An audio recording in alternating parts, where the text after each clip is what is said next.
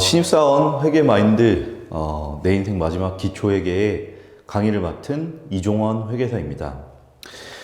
제가 저번에 이어지는 강의이긴 한데, 그 회계 원리 중에서도 진짜 회계를 나는 1도 모른다 라고 생각하시는 분들을 위해서 강의를 제가 미리 몇 개를 찍어 놨어요. 근데 사실 그게 그렇게 깊이 있는 강의는 아니고, 그냥 회계에 대한 컨셉, 그 다음에 왜 이렇게 하지 정도를 좀 실생활에 비유돼서 많이 설명을 드린 강의라고 하면은, 이번 강의는 사실 조금 더 이론적으로 접근을 하는 강의라고 보시면 되겠습니다. 물론 제가 모든 이론 설명만 하는 건 아니고, 최대한 여러분들이 이해하기 쉽게 최대한 비유를 많이 들여서 설명드리려고 합니다.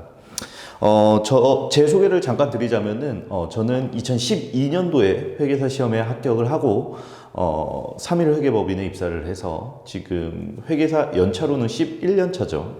로컬 회계법인에서 파트너 회계사를 수행하고 있습니다.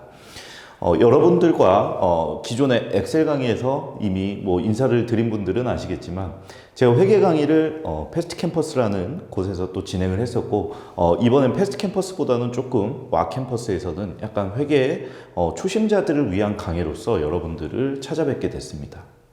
자, 그럼 1강 기초회계, 저희 회계의 정의부터 살펴보도록 하겠습니다. 여러분들이 회계를 사실 되게 좀 딱딱하게 생각하시는 그런 분들이 많을 거예요. 회계? 회계라고 하면은 일단 고개부터 절레절레 하시고, 숫자만 봐도 뭐 거의 여러분들이 뭐 절레절레 하시죠. 간단히 예를 들으면은 사실 숫자를 좋아하시는 분들은 없는 것 같아요. 그러면은 회계사나 세무사라는 직업이 그렇게 복잡한 뭐 숫자를 다루는 직업이냐? 여러분들이 들으면은 어떻게 보면은 조금 왜 저렇게 얘기하지 생각하실 수도 있는데, 사실 사칙연산만 할 수 있으면 여러분들도 충분히 할 수 있는 업무입니다. 물론 사칙연산에 있어서 뭘 더하고 뭘 빼냐에 대한 부분은 사실 더 굉장히 복잡해지고 실무적으로 들어가면은 또 판단이 필요한 부분들이 분명히 있을 거예요. 그렇지만 그럼에도 불구하고 저는 여러분들이 제 강의만 잘 듣고 따라오신다면은 충분히 회계라는 것에 두려움을 떨쳐낼 수 있을 거라고 제가 확신합니다. 자, 회계의 정의 한번 설명을 드릴게요. 자, 회계란, 자, 이 5개에 대해서 먼저 살펴볼 건데요. 자, 회계란, 여러분들이 생각하시는 회계는 뭡니까? 근데 여러분들이 그냥 좀 이해하기 쉽게 설명을 드릴게요. 제가 어느 정도 좀 자리를 잡고 어느 정도의 이제 뭐 소득을 올리다 보니까 이제 주변에서 그런 연락들이 오더라고요. 이제 뭐냐 이제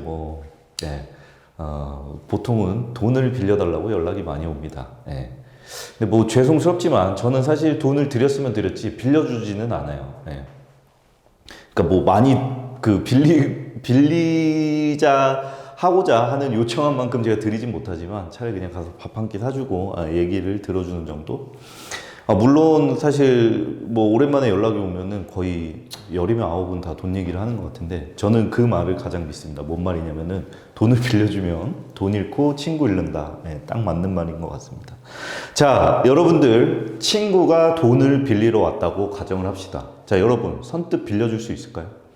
물론 굉장히 친한 친구고 제가 잘 알고 있는 친구라면은 쉽게 여러분들이 돈을 빌려줄 수 있을 겁니다. 왜냐? 그 친구, 예를 들어서 강남에 살아요, 반포에 살아요, 뭐 서초동에서 뭐 제일 좋은 아파트 살아요. 뭐 이런 친구가 갑자기 전화해서 진짜 미안한데 한 200만 원만 잠깐만 빌려줘라. 내가 진짜 빨리 처리해서 쓰려고 한다 라고 한다면은 저 같은 경우에는 그런 사전 지식이 있다면은 물어보지도 않고 바로 보내줄 거예요. 계좌번호 뭐야? 그런 식으로. 자, 근데 여러분들 뭐 이제 친구 사이에서 굉장히 오래된 그런 뭐라고 해야 되죠? 좀 백수로 오래 지낸 친구가 있고, 이미 몇 명의 친구들한테 돈을 빌린 전력이 있는 친구들이 돈을 빌려달라고 한다면은 여러분들이 그런 사전 정보를 갖고 있다면 어떻게 판단하실 겁니까? 네. 바로 그런 정보를 저는 회계의 한 축이라고 생각합니다. 즉 경제 실체 뭐냐? 네. 돈 빌리려는 친구입니다. 돈 빌리려는 이 친구의 경제 실체가 어떻게 이루어져 있는지, 자, 이해관계자 뭐죠? 바로 여러분입니다. 여러분이 이런 경제 실체에 대해서 파악하기 위해서 무슨 식별을 하냐? 네. 사전적인 정보가 있겠죠. 뭐 그 친구가 반포에 산다더라. 반포 그다음에 vs 백수로 한 3년 지냈다더라. 네. 누구한테 돈을 빌려주고 싶은지는 잘 판단해 보시면 좋을 것 같아요.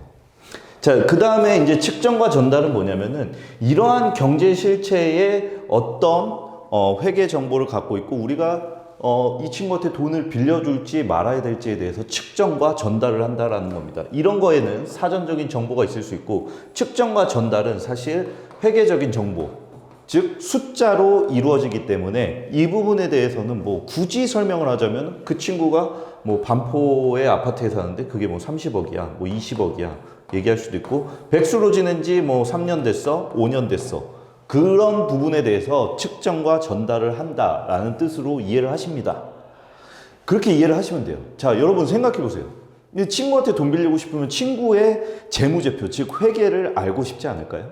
저 친구가 무슨 자산과 부채, 자본이 있어서 나한테 돈을 빌려달라고 하는 걸까? 정말 궁금하지 않습니까? 만약에 친구들의 재무제표가 공시된다면 여러분들이라면 당연히 돈 빌려주기 전에 이것부터 확인하고 싶지 않을까요? 네. 근데 그 친구가 사실 회계에서 말하는 거는 뭐죠? 경제 실체는 친구라기보다는 기업. 네. 기업에 가장 가깝죠. 뭐 기업의 형태가 법인이 있을 수고 개인이 있을 수도 있지만 대부분 법인인 기업을 뜻합니다. 그 경제 실체가 어떤 구조를 갖고 어떤 매출을 내고 있고 현재 상황이 어떤지를 여러분들이 파악해서 의사결정의 근거로 삼겠죠. 친구한테 돈을 빌려준다. 이게 첫 번째, 제가 여러분들이 이해하기 쉽게 말씀드릴 수 있는 예시고요. 두 번째는 바로 여러분들이 어떤 회사에 내가 주식을 사겠다. 그러면은 그 회사 재무제표는 꼭 한번 확인하시길 바랍니다. 제가 저번 강의에서 이 T계정과 이거 가르는 것도 보여드린 것 같고 정보 공시 사이트에 가서 그 기업에 해당 재무정보를 공시된 재무정보를 확인하는 방법도 말씀드렸던 걸로 기억합니다. 물론 이 강의에서 한 번 더 다뤄드리긴 할 건데요.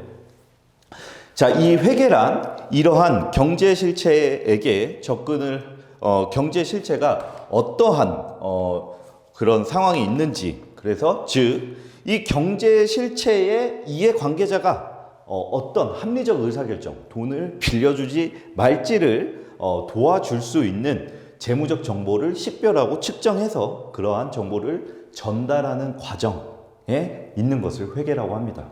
이게 굉장히 사전적인 의미인데 어렵죠. 네. 그래서 여러분들이 사전적 의미는 그렇지만 뭘 생각한다? 친구한테 돈 빌려줄 때 제가 갚을 수 있을지 없을지 판단하기 위한 정보라고 생각하시면 됩니다. 또는 내가 주식을 사기 위해서 그 주식을 발행한 회사, 그 삼성전자에 내가 재무제표를 확인해 보겠다. 뭔가 액션을 취하기 전에. 그렇죠? 네. 그 부분이 어떤 걸로 이루어져 있냐면 바로 회계란 걸로 이루어져 있다라는 부분을 생각하시면 됩니다.